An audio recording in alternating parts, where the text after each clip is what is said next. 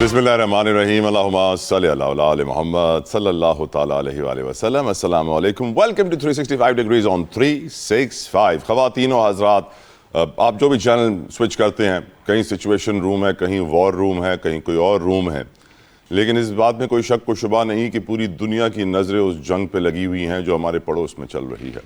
ایران امریکہ کی جنگ روز ایک نئی شکل اختیار کرتی ہے, لیکن ایک بات تو واضح ہے, ایک پہلو بہت پرومیننٹ ہے, اور وہ اینگل یہ ہے کہ ایران نے جو منہ توڑ جواب دیا ہے, اس کے بعد امریکہ ہبڑ دبڑ یا ڈونلڈ ٹرمپ تذبذب کا شکار ہیں, کریں نہ کریں, کیا کریں, یہ کریں وہ کریں, ایگزٹ کیسے کریں, نکلیں کیسے اس جنگ سے. بڑی پریشانیاں ہیں.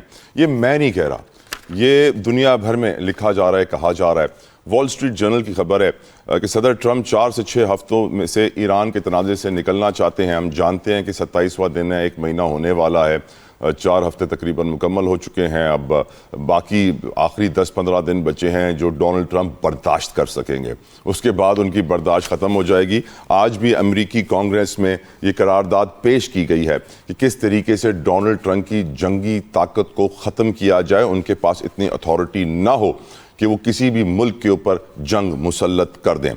تو امریکہ کے لیے بڑی مشکلات ہیں. آپ جانتے ہیں ڈونلڈ ٹرمپ نے جب پہلے انٹرویو دیا تھا اس جنگ کے شروع ہونے سے, اس وقت ہی کہا تھا کہ ہم نے ایران کی نیوی ختم کر دی, ہم نے ایران کی ایئر فورس ختم کر دی, ہم نے ایران کی میزائل سسٹم ختم کر دیا.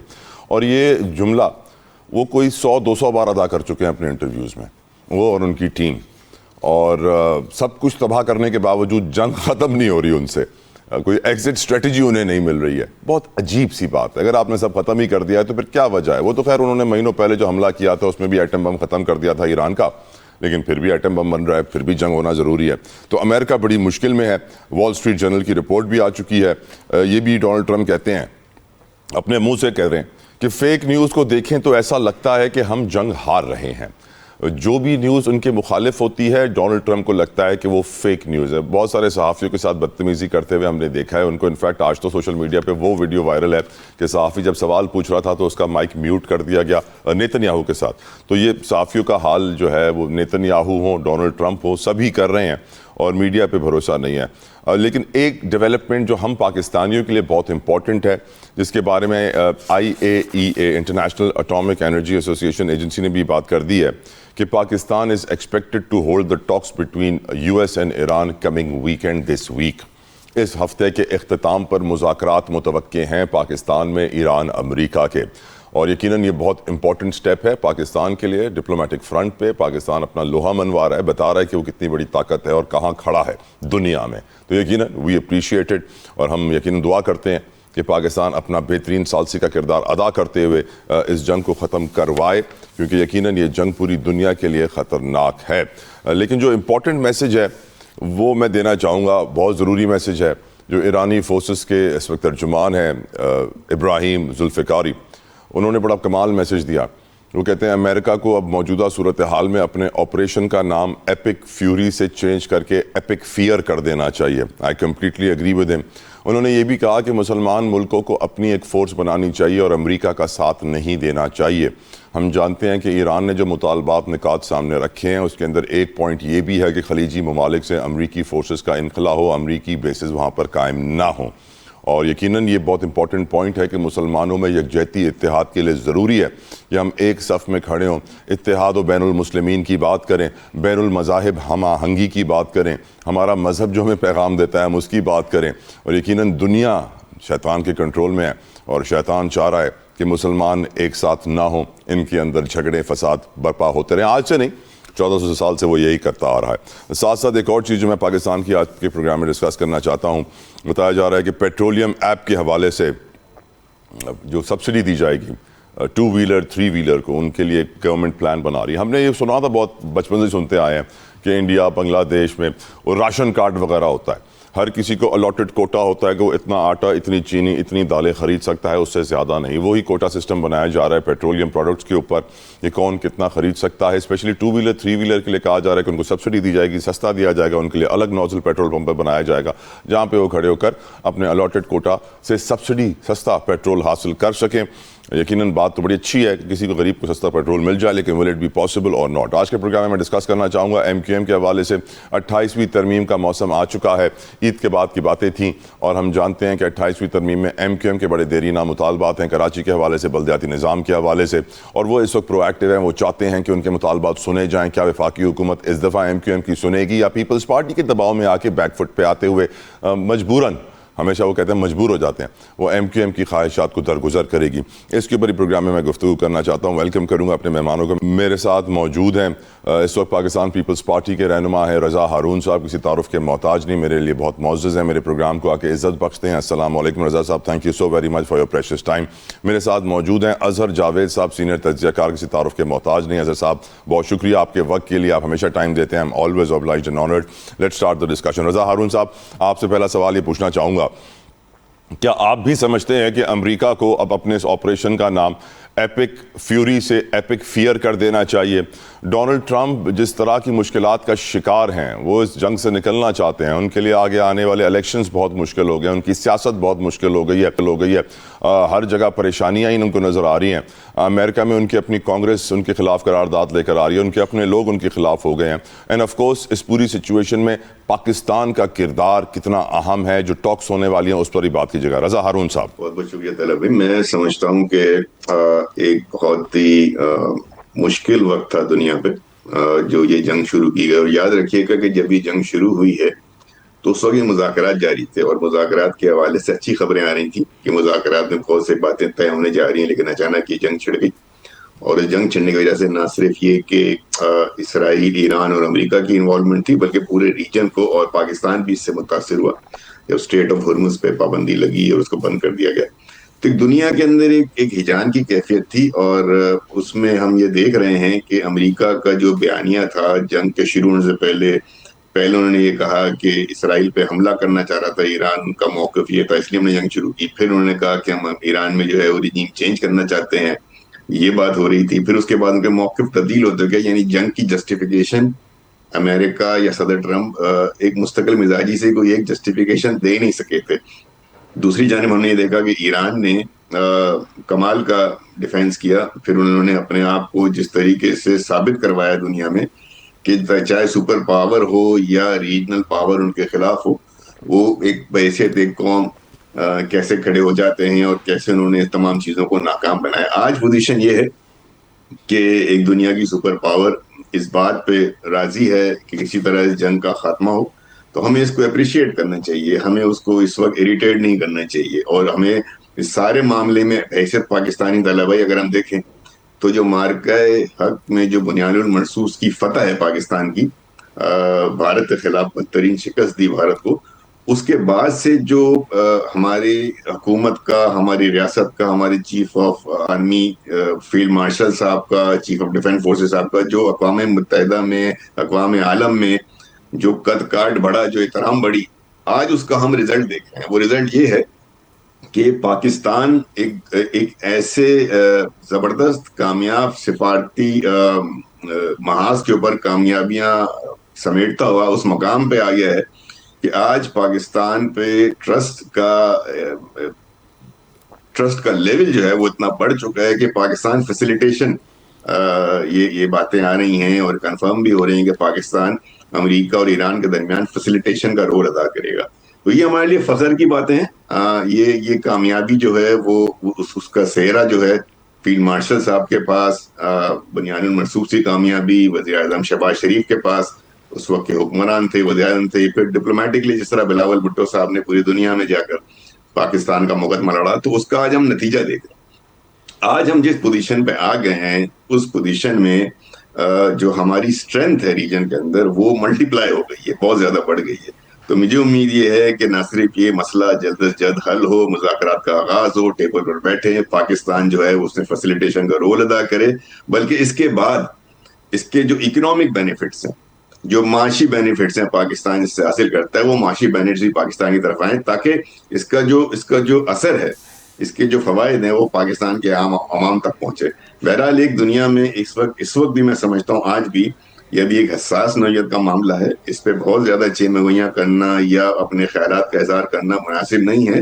ابھی بھی ویٹ اینڈ سی ہے، اچھے کی امید رکھنی چاہیے، اور پاکستان کو شاباش ہے، پاکستان کی سفارتی کامیابیوں کو شاباش ہے، پاکستان کی حکومت کو شاباش ہے، اور سب سے بڑھ کر chief of defence forces Asim Munir صاحب کو بہت زیادہ خراج تحسین ہے کہ انہوں نے پاکستان کا مقام اقوام عالم میں بہت بڑا کر دیا اللہ تعالیٰ کی مہربانی سے، اللہ تعالیٰ کے کرم سے. تو ہمیں اس بات پہ ریجوائس بھی کرنا چاہیے، اللہ کا شکر بھی ادا کرنا چاہیے، اور اپنا بے رول شک.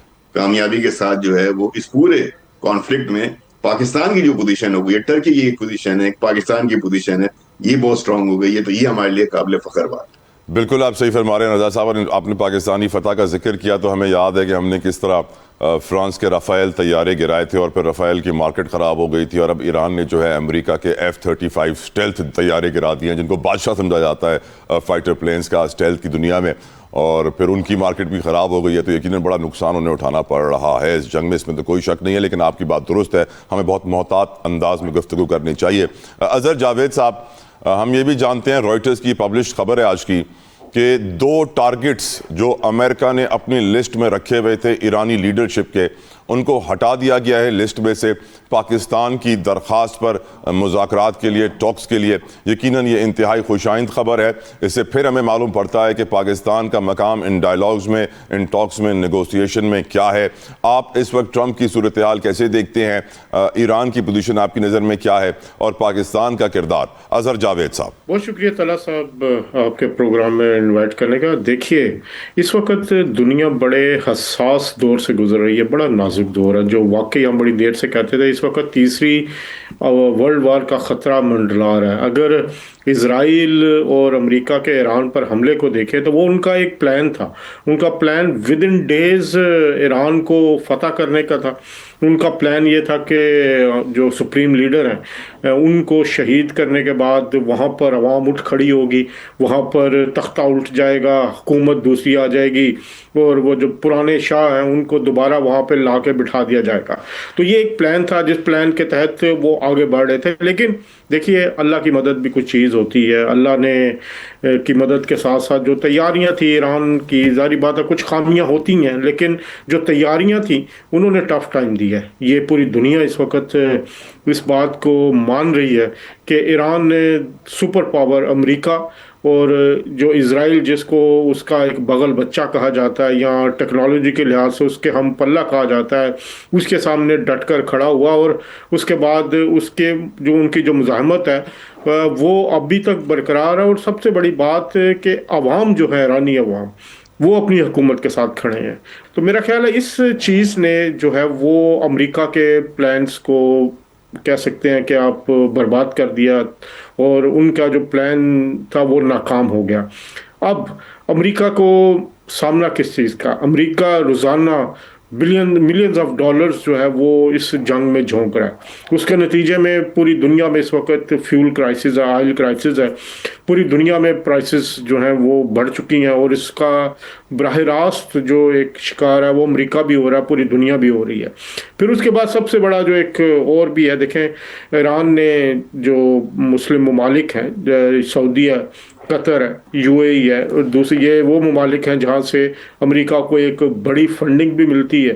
امریکہ کے یہ بڑے سپورٹرز بھی ہیں، تو وہ بھی بالواسطہ طور پر بلکہ براہ راست اس میں متاثر ہو رہے ہیں. اس کا پریشر بھی ہے. پھر ہم جو صورتحال ٹرمپ کی امریکہ کے اندر ہے اس کی جو مقبولیت ہے وہ بھی کم ہو رہی ہے، اور جو جنگ کے نتائج نہیں نکلے آج تو سٹل ان کو مزاحمت کا سامنا. پھر سب سے بڑی بات جو ہے اسرائیل کے اندر بہت ڈیپ جا کے جو ایران نے ہٹ کیا ہے، جو ان کا نیوکلیئر سٹی ہے، مجھے نام تو اس کا ابھی یاد نہیں، وہاں پہ جو ایک ہٹ ہوا ہے اس نے اسرائیل اور امریکہ کو بالکل بکھلا کر رکھ دیا. اگر آپ نے دیکھا کہ اس کے فوراً بعد اسرائیلی پرائم منسٹر نیتن یاہو وہاں پہ گئے بھی، اور وہاں پہ جا کے انہوں نے جو ہے وہ بات بھی کی. تو اس سے یہی ظاہر ہو رہا تھا کہ وہ پریشان ہیں، گھبرائے ہوئے ہیں.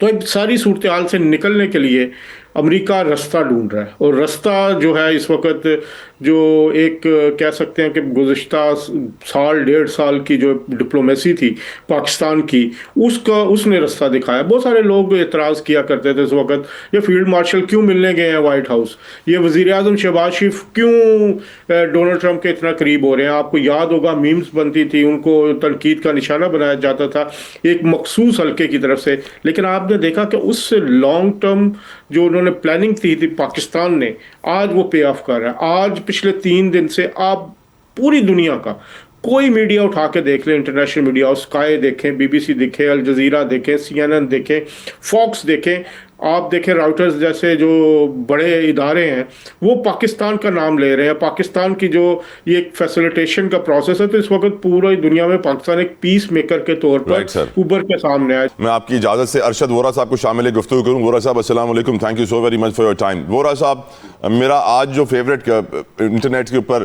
پرسنالٹی ہے اس کا نام ہے سر ابراہیم ذوالفقار، جو ترجمان ہے ایرانی فوج کا، اور وہ جس طریقے سے اس وقت اسٹیٹمنٹس دے رہے ہیں اور جو ٹرولنگ ہو رہی ہے ڈونلڈ ٹرمپ کی، امریکہ کی، اور جو بیانیہ اس وقت نیریٹو جو کامیاب جا رہا ہے وہ ایران کا جا رہا ہے. ٹرمپ خود کہہ رہے ہیں کہ فیک نیوز کو دیکھوں تو لگتا ہے کہ میں جنگ ہار گیا ہوں. اور اس وقت جو حالات ہیں اس کے اوپر آپ کی رائے وورا صاحب، اور پاکستان کا کردار، کیا امریکہ کو سیف ایگزٹ پاکستان کے راستے ملے گا حضور آپ کی نظر میں؟ بسم اللہ الرحمن الرحیم.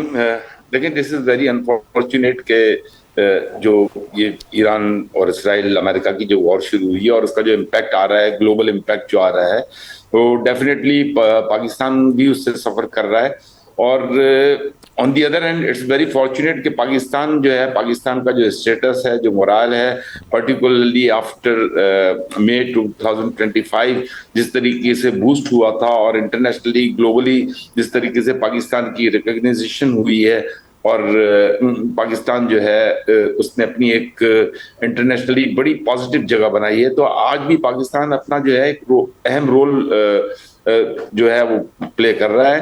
دیکھیں، جیوگرافیکلی اگر آپ دیکھیں تو پاکستان اس وقت جو ہے بالکل جس کو کہتے ہیں کہ ایک باٹل نیک پر ہے. ایران کے ساتھ ہمارا جو بارڈر ہے وہ آپ کو پتا ہے کہ it's a very long border with Iran.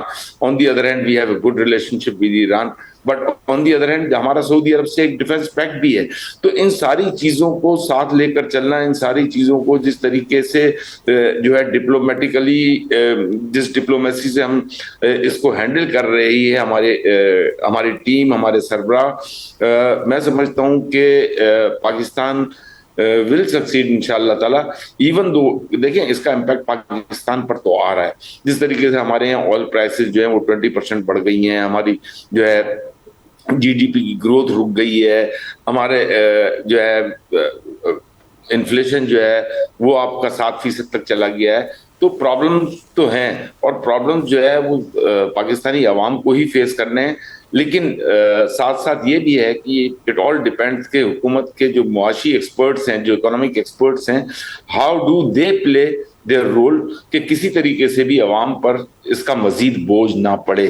Otherwise جہاں تک آپ انٹرنیشنلی بات کرتے ہیں، آپ کی ڈپلومیسی جو ہے ڈیفینیٹلی جس طریقے سے فیلڈ مارشل صاحب کا ڈائریکٹ بھی جو ہے امریکن پریزیڈنٹ کے ساتھ ان کا ڈسکشن ہونا، تو یہ سب پاکستان کی ایک امپورٹنس کو ظاہر کرتا ہے، بتاتا ہے کہ پاکستان کتنا امپورٹنٹ ملک ہے اور وہ اپنا رول کس طریقے سے پلے کر سکتا ہے. اگر کہیں کسی کی بھی کوئی بات ہو رہی ہے تو وہ پاکستان کے اس امپورٹنٹ رول کی بات ہو رہی ہے، اور اس کے لیے پاکستان نے ڈیفینیٹلی جو ہے اپنی جو جگہ بنائی ہے، اس میں پاکستان آرم فورسز نے جو رول ادا کیا تھا مئی 2025 میں، اور اس کے بعد سے جس طریقے سے ہمارا گراف اوپر جا رہا ہے، تو الحمدللہ میں یہ سمجھتا ہوں کہ پاکستان جو ہے وہ دنیا میں ایک اپنا بہت اچھا نام اور فخر سے اپنا سر بلند. الحمدللہ. ہر پاکستانی ویسے سر ایک ہی دعا کر رہا ہے، کیونکہ ہم صحافیوں کو ہمارا کام یہ ہے کہ ہم عوام کی نمائندگی کریں اور ان کی زبان بولیں.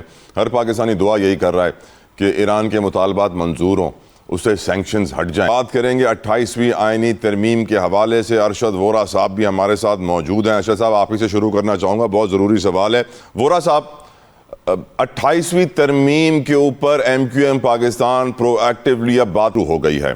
آپ کے ٹارگٹس تھے 28ویں ترمیم سے کراچی کے لیے کچھ سسٹم میں بہتری لے کر آنا، آپ کے ٹارگٹ سے بلدیاتی نظام پورے ملک میں بہتر کرنا. ایم کیو ایم پاکستان اس وقت واحد ملکی سیاسی جماعت ہے جو 28ویں ترمیم کا ذکر کر رہی ہے. باقی سارے کسی کو پریشانی نہیں ہے کہ 28ویں ترمیم کہاں ہے، کب آئے گی، کیوں آئے گی.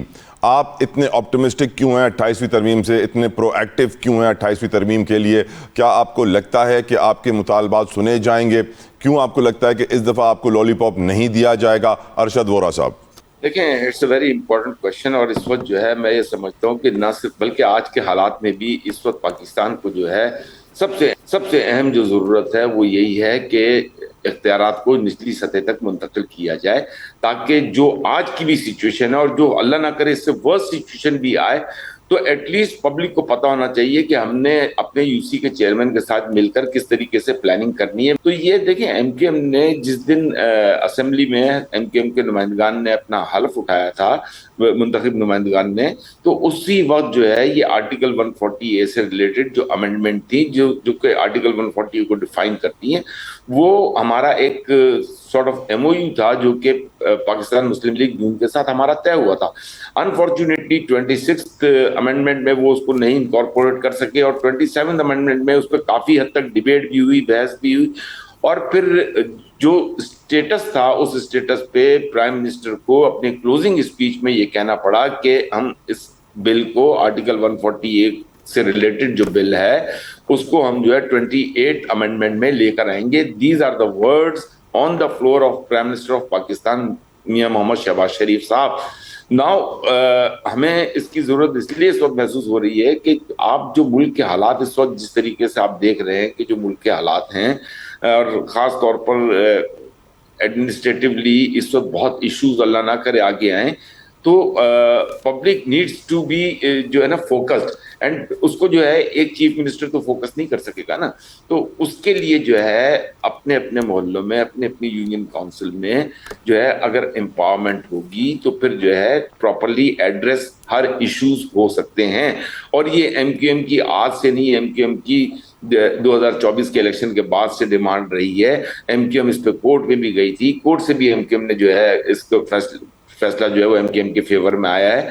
اب میں یہ سمجھتا ہوں کہ دیکھیں یہ اتنا ہاٹ ایشو بن گیا ہے کہ میں نہیں سمجھتا کہ کوئی بھی پولیٹیکل پارٹی سے راہ فرار اختیار کرے گی۔ ارشد صاحب میرا ایک سوال، ماضی میں جب M Q M Pakistani M Q M جو تھی پہلے، اس کے ساتھ جو ایم او یوز ہوتے تھے جب وہ توڑے جاتے تھے تو ایم کیو ایم والے فوراً استعفیٰ دیتے تھے۔ میں تو موجودہ سسٹم کو سلام کرنے کا دل چاہ رہا ہے جنہوں نے آپ کو استعفیٰ دینے کی صلاحیت سے ہی چھین لیا ہے حضور۔ بالکل آپ ٹھیک کہہ رہے ہیں، لیکن میں یہ سمجھتا ہوں کہ now this is the stage where M Q M should take a turn. M Q M جو ہے وہ اس کو چاہیے کہ اگر وہ عوام کو ڈیلیور نہیں کر سکتی تو پھر میں یہ سمجھتا ہوں کہ ایم کیو ایم کو سیریس اسٹیپ لینا پڑے گا، اور ایم کیو ایم انشاءاللہ تعالیٰ لے گی بھی۔ بٹوین دا لائنز آپ کہہ رہے ہیں کہ ایم کیو ایم کے استعفے ریڈی ہیں، اگر نہیں سنا گیا ایم کیو ایم تو ایم کیو ایم استعفے دے گی؟ ایم کیو ایم کے استعفے تو جس دن الیکشن ہوتے ہیں اوتھ لینے کے بعد دوسرے دن ریڈی ہو جاتے ہیں۔ رائٹ سر، مجھے اجازت دیں میں رضا ہارون صاحب کی طرف پڑھوں۔ رضا صاحب، آپ کے سابقہ ساتھی بھائیوں کا جو مطالبہ ہے کیا آپ سمجھتے ہیں کہ وہ درست ہے؟ کیا 28ویں ترمیم میں ان کی سنوائی ہوگی یا پیپلز پارٹی کے پریشر کی وجہ سے وفاقی حکومت بیک فٹ پہ دوبارہ آ جائے گی؟ رضا ہارون صاحب، پہلے تو میں ایک وہ شعر میں سنا دوں آپ کو ایران کے ہمارے بہادر قوم اور ان کی بہادر افواج کے لیے، کہ جو انہوں نے ثابت کیا کہ کافر ہے تو شمشیر پہ کرتا ہے بھروسہ، کیا بات، مومن ہے تو بے تیغ بھی لڑتا ہے سپاہی۔ یہ انہوں نے ثابت کر کے دکھایا کہ جو ان کے پاس فوجی ساز و سامان تھا اور جس طرح کی سپر پاور کے سامنے وہ کھڑے ہوئے ہیں، یہ خدا کی مدد آئی ہے ان کے ساتھ اور اس پہ انہوں نے سرخرو ہوئے ہیں۔ جہاں تک ارشد بھائی کی 140A کا اور بلدیاتی نظام کو مستحکم کرنے اور مضبوط کرنے کی بات ہے، اس میں کوئی دو رائے نہیں ہے، اس کو ہونا چاہیے۔ پاکستان کے اندر ایک عرصے سے third tier of the government جو ہے، یعنی لوکل گورنمنٹ جسے ہم کہتے ہیں، الیکٹڈ لوکل گورنمنٹ ہم کہتے ہیں، اس کا نظام جو ہے کبھی آتا ہے کبھی چلا جاتا ہے، اور چونکہ یہ ایک موجودہ سسٹم میں ایک مستقل بنیادوں پہ یہ نظام نہیں ہے، اس وجہ سے ہم نچلی سطح پہ گلیوں میں میدانوں میں ہم دیکھتے ہیں کہ بہت سے ایسے عوامی مسائل۔ رضا بھائی، آپ پیپلز پارٹی کے واحد سیاستدان لیڈر ہیں اس وقت جو اس بات کی تائید کر رہے ہیں، نہیں تو زیادہ تر کہتے ہیں کہ جو ایم کیو ایم کہہ رہی ہے وہ غلط کہہ رہی ہے۔ نہیں، میں وہ بات کر رہا ہوں جو محترمہ بینظیر بھٹو صاحبہ نے 2007 کے اپنے الیکشن منشور میں جس کا ذکر کیا تھا، اور پیپلز پارٹی کا جو حالیہ الیکشن، اگر وہ منشور بھی آپ اٹھا کے دیکھ لیں تو پیپلز پارٹی مقامی حکومت نظام کو مضبوط اور مستحکم منظم کرنے کی بات کر رہی ہے، اپنے منشور میں کر رہی ہے۔ اس کے علاوہ آپ کو یاد ہوگا کہ جب یہ 27ویں آئینی ترمیم پاس ہوئی ہے تو جہاں وزیر اعظم صاحب نے اسپیچ کی، وہاں بلاول بھٹو صاحب نے بھی اسپیچ کی تھی، اور اگر اسپیچ کے الفاظ آپ کو یاد ہوں تو انہوں نے یہ کہا تھا، اور ان کا یہ کہنا تھا فلور آف دا ہاؤس، کہ یہ جو 28ویں ترمیم میں مقامی حکومتوں کے حوالے سے کلازز کی بات ہو رہی ہے، یہ ہمیں نہیں دیے گئے، لیکن ہم اس کے حامی ہیں, اس پر بات چیت کرنے کو, بیٹھ کر اس کو آگے بڑھانے کے لیے تیار ہیں. تو یہ تو ان کی اپنی ایک چیئرمین کی اپنی commitment floor of the house ہے, نیشنل اسمبلی میں یہ بات کر چکے ہیں, اور اس میں کوئی حرج نہیں ہے. اب دیکھنا یہ کہ 28 ترمیم میں آتا کیا ہے, اس کو کس انداز میں پریزنٹ کیا جاتا ہے, پیش کیا. جب تک کہ وہ آپ کے سامنے ڈرافٹ نہ ہو, آپ ایک آئیڈیا کو تو سپورٹ کر سکتے ہیں کہ جی ہاں بالکل اچھا آئیڈیا ہے, تھرڈ ٹیئر ہونی چاہیے, تھرڈ ٹیئر امپاورڈ ہونی چاہیے, تھرڈ ٹیئر کو پروٹیکشن ہونی چاہیے, اور اس نظام کا تسلسل اسی طرح ہونا چاہیے جیسے ہمارا قومی اسمبلی, صوبائی اسمبلی یا سینٹ کا نظام, یا وفاقی صوبائی حکومتوں کا نظام, اسی طرح اس نظام کا ایک تسلسل ہونا چاہیے. آج آپ دیکھیں نا کہ سندھ میں تو بہرحال مقامی حکومتوں کا, منتخب مقامی حکومتوں کا نظام ہے. پنجاب میں نہیں ہے, پنجاب میں تو لوکل گورنمنٹ ہے ہی نہیں, اسلام آباد میں نہیں ہے, بلوچستان میں نہیں ہے, کے پی میں جہاں الیکشن پی ٹی آئی کے ادوار میں ہوئے بھی تھے, ان الیکشن کو انہوں نے ڈس فنکشنل کر دیا. تو اگر اس وقت بھی موجودہ صورتحال میں بھی اگر آپ یہ دیکھیں کہ کس صوبے میں ایک منتخب مقامی حکومتوں کا نظام اپنا کام کر رہا ہے تو وہ سندھ ہے. بات میں ضرور کرنا چاہوں گا, ارشد بھائی بیٹھے ہیں, کہ دیکھیں جب آپ مطالبہ کرتے ہیں نا وفاقی حکومت سے, تو آپ یہ بھول جاتے ہیں کہ آپ اس وفاقی حکومت کا حصہ ہیں. آپ کے 2 وفاقی وزراء ہیں جو اس وفاقی کیبنٹ کے اندر بیٹھتے ہیں. تو یہ بات تو آپ کو چاہیے کہ اپنے کاؤنٹر پارٹ سے, یا اپنے جو آپ کے وزیر اعظم صاحب ہیں جن کی کابینہ کا حصہ ہیں, آپ ان سے جا کر اس بات کو کریں, وہاں لابنگ کریں. بالکل ٹھیک. اچھا رضا بھائی, آپ کی اجازت سے میں ارشد بھائی سے ایک چیز کلیریفائی کرنا چاہتا ہوں. ارشد وورا صاحب, کامران ٹیسوری صاحب کو تو ہٹا دیا گیا گورنر کی کرسی سے, کیا اب بھی ایم کیو ایم مطالبہ کر رہی ہے کراچی کے لیے کہ اس کو ایک کیا وفاق کے حوالے کیا جائے یا کوئی انڈیپینڈنٹ شہر بنایا جائے؟ آپ کا ابھی بھی یہ مطالبہ ہے؟ یہ مطالبہ تو ہے, رہے گا. اس کے صرف اسی وقت جو ہے سوچا جا سکتا ہے جب یہ چیز طے ہو جائے کہ آرٹیکل 140A کی اس کی صحیح معنوں میں اگر اس کی امپلیمنٹیشن ہو جاتی ہے, 28 امینڈمنٹ آ جاتی ہے, اور 28 امینڈمنٹ میں ان ٹرو ٹرمز اختیارات کو نچلی سطح تک اگر منتقل کر دیا جاتا ہے, تب اس پہ جو ہے سوچا جا سکتا ہے. I'll come back to you Arshad بھائی, مجھے اجازت دیں میں اظہر جاوید صاحب کی طرف بڑھوں. اظہر صاحب سے بھی ان کی رائے جانیں اس کے اوپر. اظہر صاحب, یہ 28ویں ترمیم ایم کیو ایم کے مطابق تو پاکستان کی بہبود و فلاح, بہتر مینجمنٹ, بہتر گورننس کے لیے ہے, لیکن دوسری پارٹیز کو لگتا یہ ہے کہ کراچی کو اگر انڈیپینڈنٹ کر دیا جاتا ہے تو پھر سندھ سے اس کا حق لے لیا جائے گا. پیپلز پارٹی اس کے خلاف ہے, ہمیشہ رہی ہے. آپ کی رائے اظہر صاحب اس پوری سچویشن پہ؟ دیکھیے, آج کا آپ کو ایک جو لیٹسٹ ڈیولپمنٹس ہے اس کو ضرور مد نظر رکھنا چاہیے. آج پریزیڈنٹ آصف علی زرداری سے ملاقات ہوئی ہے وزیر اعظم شہباز شریف کی, اور اس میں بلاول بھٹو زرداری صاحب بھی موجود تھے, پھر وزیر اعظم کے ساتھ ان کی کابینہ کے لوگ بھی موجود تھے. تو کل بھی ایک ملاقات ہوئی تھی بلاول بھٹو زرداری صاحب کے ساتھ وزیر اعظم کی. تو آپ اس وقت یہ بات جو میرے بھی سورسز بھی کہتے ہیں, ہوگا وہی جو پیپلز پارٹی چاہے گی. سندھ کے حد تک مطالبات ہوتے ہیں, میرا کراچی کو صوبہ بنانے کا بھی مطالبہ تھا, لیکن نہ تو کراچی صوبہ بنے گا, نہ سندھ کا کوئی بٹوارا ہوگا, نہ سندھ کی تقسیم ہوگی. یہ بات آج آپ لکھ لیجئے, جو میرے سورسز بتا رہے ہیں, نہ ہی اس پہ پیپلز پارٹی راضی ہے, اور نہ ہی اس طرح کی کوئی تجویز میرا خیال ہے حکومت کوئی دے گی پیپلز پارٹی کے. تو یہ ایک ایسا حساس ایشو ہے جو پیپلز پارٹی کے لیے ڈو اور ڈائی ہے, اور حکومت کسی بھی صورت میں ان حالات میں کم از کم پیپلز پارٹی کو ناراض نہیں کرے گی, کیونکہ جو کرائسس اس وقت جنگ کے بعد سے جو معاملات تھے, جو پاکستان پہ مسئلے آئے, اور خاص طور پہ اس حکومت میں بھی جب یہ بنی تو پیپلز پارٹی مسلم لیگ نون کے ساتھ شولڈر ٹو شولڈر کھڑی ہوئی ہے. تمام مشکلات میں وہ کھڑی ہوئی ہے. جب پاک بھارت جنگ تھی تب بھی بلاول بھٹو زرداری صاحب جو ہیں وہ حکومت کے ترجمان کے طور پر پوری دنیا میں گئے, کیپٹلز میں گئے, پاکستان کا مقدمہ لڑا. تو زرداری صاحب کی اور جو نواز شریف صاحب کی شہباز شریف صاحب کی ملاقات ہے, اس میں بہت ساری چیزیں ابھی طے ہو رہی ہیں کہ ہو سکتا ہے اسی میں یہ 28ویں ترمیم کی بھی بات ہو. تو بہت ساری چیزیں ہیں.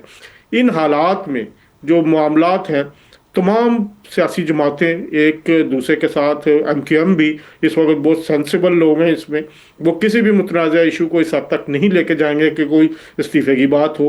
اگر استعفیٰ ہونے ہوتے تو کامران ٹیسوری صاحب جو جن کو جب ہٹایا گیا, اور ان کا کہنا ہے کہ ہمیں پوچھے بغیر ہٹایا گیا, اور ایم کیو ایم کو نہیں پتا, تو اس وقت یہ سب سے زیادہ کریٹیکل ٹائم تھا. تو میرا خیال ہے اس وقت ہمیں مل جل کے آگے بڑھنے کی بات کرنی چاہیے. بات کریں کچھ بھارت کے حوالے سے بڑا پریشان ہے جے شنکر جو زبان استعمال کر رہا ہے. یہ کوئی سفارتی زبان نہیں ہے. فارن منسٹر ہونے کے ناطے ان کو سوچ سمجھ کے اپنے الفاظ کا چناؤ کرنا چاہیے, لیکن جو ان کی فرسٹریشن ہے, جو ان کا سپریشن ہے, جو ان کا ڈپریشن ہے, وہ پوری صورتحال کی سینسٹیوٹی کو بڑھا رہا ہے, جس کی وجہ سے وہ اب تل ملا رہے ہیں, پریشان ہیں. اظہر جاوید صاحب سے گفتگو سٹارٹ کرنا چاہیں گے. اظہر صاحب, جے شنکر نے جو لفظ استعمال کیا یقیناً انتہائی نازیبا طریقہ کار ہے گفتگو کا کسی بھی سیاستدان کے لیے. بھارت تڑپ کیوں رہا ہے اظہر صاحب؟ آپ نے ذکر بھی کیا تھا پہلے. دیکھیں, بھارت جو ہے اس وقت وہ حسد جلن میں اس حد تک گر چکا ہے کہ انہیں سمجھ نہیں آ رہی کہ ہوا کیا ہے.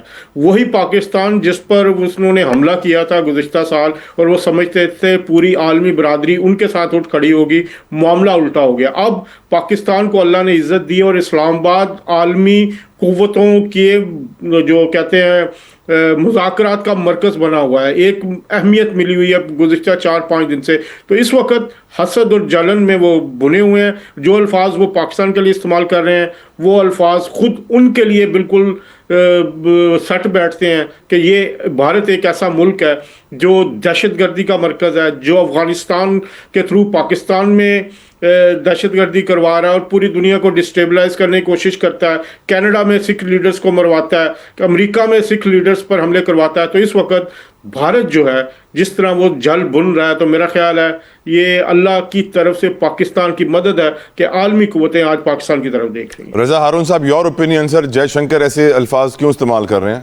فرسٹریشن, غصہ, لاچارگی, بے بسی, آپ کیا کہیں گے کہ اس پورے سیناریو میں جو ریجن میں اس وقت چل رہا ہے, مڈل ایسٹ ہو یا ہمارا ریجن ہو, ایشیا کا ریجن ہو, اس پورے ریجن میں جو امپورٹنٹ سیناریو ہے اس میں انڈیا مائنس ہے, اور ان کے اپنے لوگ, ان کی اپنی جو اپوزیشن ہے جو ان پہ تنقید کر رہی ہے, وہ سب ان سے برداشت نہیں ہو پا رہی. تو اتنا ہی کہوں گا کہ ہر ایک بات پہ کہتے ہو تم کہ تو کیا ہے, تم ہی کہو کہ یہ انداز گفتگو کیا ہے. یہ ڈپلومیٹک زبان ہی نہیں ہے, یہ تو لچڑ پن کی, گلے محلے کی تھڑے کی زبان ہے. جو جے شنکر جیسا قابل تجربہ سینئر ڈپلومیٹ بھی یہ بات کرنے کو تیار ہو گیا, تو فرسٹریشن کا اندازہ لگائیں. اگنور کریں یار. ارشد وورا صاحب, اگنور کریں سر؟ نہیں, بالکل اگنور. پوری دنیا نے اگنور کیا ہوا ہے انڈیا کو, تو پھر ہمارے اگنور کرنے سے کیا ہوتا ہے؟ ہمیں تو بالکل ڈیفینیٹلی ہمارا تو فوکس ادھر ہے ہی نہیں, اور ہمیں نہیں پتا وہ کیا کر رہے ہیں اور کیا بول رہے ہیں. ہمیں تو نہ سننا چاہیے, دنیا نہیں سن رہی ان کی بات کو اس وقت. تو دیکھیں, انہوں نے افغانستان کے راستے جس طریقے سے یہاں پہ وہ پلفریجز کر رہے تھے اور دہشت گردی پاکستان میں پھیلا رہے تھے, یہ ابھی آپ نے پچھلے چند دنوں کی جو پاکستان نے جس طریقے سے اٹیک کیا افغانستان پر, اور افغانستان میں جتنی بھی ان کی دہشت گردوں کی پناہ گاہیں تھیں ان کو برباد کر دیا, نیست و نابود کر دیا. تو اب جو ہے انڈیا کے پاس تو کہیں سے کچھ بچا ہی نہیں ہے. انڈیا اس وقت جو ہے بالکل میں یہ سمجھتا ہوں کہ بالکل صحیح بات ہے کہ وہ فرسٹریٹ ہوا ہے. کہیں کوئی کسی جگہ دنیا میں اس کا کوئی نام کسی لیول پر نہیں ہے. تو اچھی بات ہے, کیونکہ پاکستان کی جتنی عزت بڑھے گی اتنا ہی انڈیا جو ہے وہ ذلت شکار ہوگا. بہت بہت شکریہ, بہت بہت شکریہ ارشد وورا صاحب, بہت بہت شکریہ رضا ہارون صاحب, بہت بہت شکریہ اظہر جاوید صاحب. تمام مہمانوں کا بے حد مشکور, شکر قیمتی وقت کے لیے. پروگرام کا وقت تمام ہوتا ہے. ویوز اپنا فیڈ بیک سوشل میڈیا پہ ہمیں ضرور دیا کریں, ہم اس کے منتظر ہوتے ہیں. آپ کا بہت بہت شکریہ. انٹل نیکسٹ ٹائم, اپنا خیال رکھیے گا. اللہ حافظ.